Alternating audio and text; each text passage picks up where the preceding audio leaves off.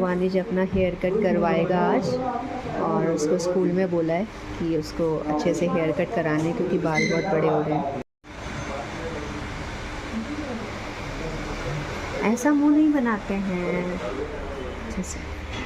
तो वानिश आ गया है और देखिए उसकी हेयर कटिंग हो गई। वानिश दिखाओ, वानिश की हेयर कटिंग हो गई है मस्त। टीचर ने सबको बोला था कि आपको हेयर कट कराना है। हाँ जिंजर पीछे अभी उसको छोड़ा है बेटा, वो सुसु पॉटी करेगी अभी अंदर नहीं लाना। हाँ बना रही हूँ, फिर उसके बाद तुम नहा लोगे ना, बहुत गंदे हो रहे हो। तो वानिश को हेयर कट कराया तो उसके बाल हो रहे हैं, तो उसका क्या है कि मैं नहला के नहीं ले गई थी कि आके नहला दूंगी। और मिलती हूँ आपसे थोड़ी देर में। अभी हम क्या लेकर आए, तो एक तो नेल पॉलिश कह रही हूँ, शू पॉलिश लाना बहुत ज़रूरी था। शू पॉलिश लाई है, जिंजर ने काट दिया था डिब्बा। और एक ये इतना हॉट चिली वाला लेकर आया। घर में तो जरा सी अगर मिर्ची हो जाती है तो हम नहीं खाते, लेकिन दूसरी जगह बस ये बाहर से चीज़ें आ जाती है हॉट एंड स्पाइसी। कह रहा है ये मैं खा लूँगा, खाएगा। चलिए तो मिलती हूँ आपसे आगे। वानिश के पास उसने इस तरह से अपने टिफ़िन के अंदर ऑर्गेनाइज़ करा है। उसके पास कम से कम 12 कार है, जो उसने डबल बेड के नीचे से और पता नहीं कहाँ से निकाली है। और ये इसकी पुरानी कार है। हाँ ने ये तो ना निकाली थी। That's very nice. और वानिश ने इसको ऑर्गेनाइज कर दिया है। मेरे पास तो और कार थी, फिर वो अभी खो गई। ओके, अब वानिश देखिए दोस्तों इसका हेयर कट कराया है। मैं अब तू को काम हो सकता है, उसके पास ही तो करती थी सोचने। तो दोस्तों अभी जस्ट मैं बैठी हूँ, अभी बजे हैं दिन के 1:30 और बाहर से आई थी थोड़ा सा मैं। इसका हेयर कट कराना ज़रूरी था। एक स्कूल की पॉलिश ली है, जो ब्लैक कलर की पॉलिश होती है। तो अभी जस्ट मैं बैठी हूँ और अभी हम लोग सोच रहे हैं कि मैं थोड़ा सा हम लोग रेस्ट करेंगे। वानिश को नहला दिया है, क्योंकि हेयर कट करवाया था तो उसको नहला के नहीं ले गई थी। तो अभी जस्ट उसको नहलाया है मैंने, शैम्पू कर दिए हैं बाल, क्योंकि जगह जगह क्या है पूरे फेस पे भी बाल लगे होते हैं तो चुभन होती है। और उसको ऐसे चड्डी बनियान में ही रखती हूँ। समर्स में अच्छा लगता है, जब उसको बाहर जाना होता है तो उसको दूसरी ड्रेस पहना देती हूँ। और बस अब मैं थोड़ा सा रेस्ट करूँगी, क्योंकि फिर 4 बजे से बच्चे आने लग जाते हैं। और अभी वानिश ने जो है थोड़ा सा मैगी खाया है, और बाकी इसको थोड़ी सी मैंने दही दी थी, 1 कटोरी चीनी डाल के। दही बहुत बढ़िया रहती है। और जिंजर सो रही है अभी, तो मिलूँगी आपसे आगे।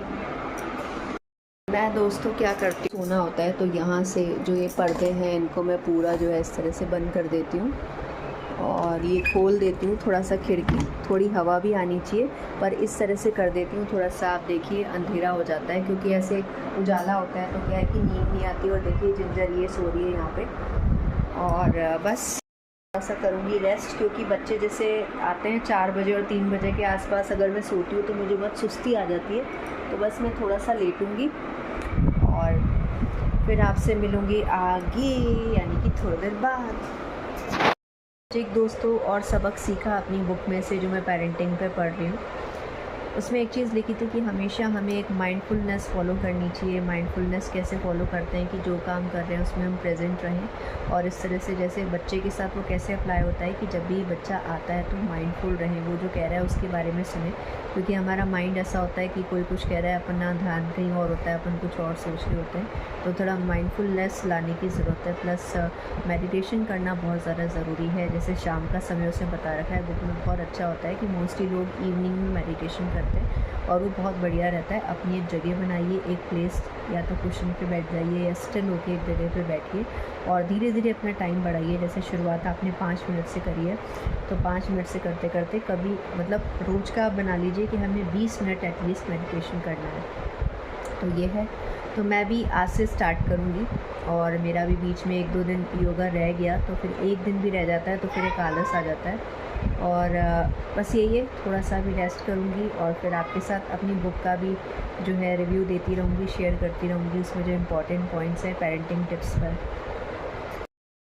तो मैं मिल रही हूँ आपसे थोड़ी देर बाद, यानी कि अभी बजे हैं 3:30, और अभी जस्ट मैंने चाय पी और साथ में खाया है टोस्ट, और एक मैं नमकीन लेकर आई थी, बहुत अच्छी है रोस्टेड वाली, मुझे बहुत पसंद आई। और उसके अलावा बस अब मैं थोड़ा सा फ्रेश हो गई हूँ, क्योंकि मैं सोई नहीं थी, नींद आई नहीं, थोड़ी सी आई थी, वानिश ने उठा दिया। और वानिश जो तो सो रहा है, आपको दिखाती हूँ। पहले कह रहा था कि मैं नहीं सोऊंगा, तो मैंने उसको थोड़ा सा 10-20 मिनट के लिए मैंने उसको फ़ोन दिया था, तो हम दोनों मिलके गेम खेल रहे थे, वो खेल रहे थे सबवे सर्फर वाला। ये देखिए,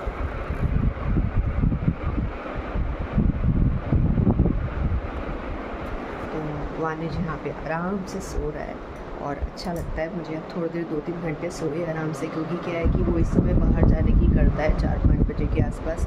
उसको रहता है कि मम्मा मैं नीचे जाके आऊँ, कोई भी बच्चे को देख लेता है तो, क्योंकि अब बाहर रहने लग गई है धूप, और धूप में साइकिल चलाता है।